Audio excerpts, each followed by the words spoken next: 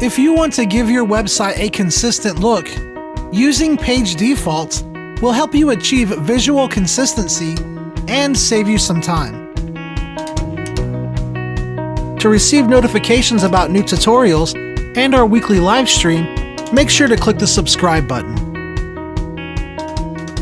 So what is a page default? What is it? Well, in a nutshell, it's a pre-configuration of all the options available in Customize View for a specific page type. Oh, okay. Zenfolio allows you to create one default setting for each of these page types. Let's start off by creating a gallery default.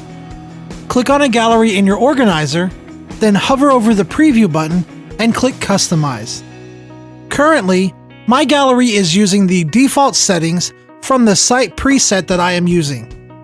To customize the gallery, first we need to uncheck the Use Default Settings box, then we can make our desired changes. Woohoo! You can change things like the layout,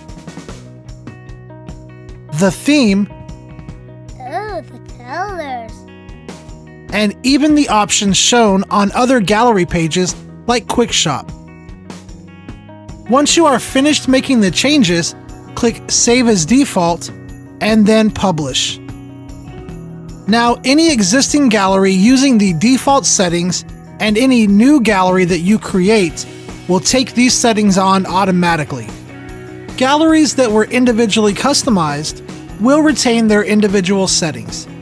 Back in your organizer, you can create default settings for groups, collections, and events using the same process.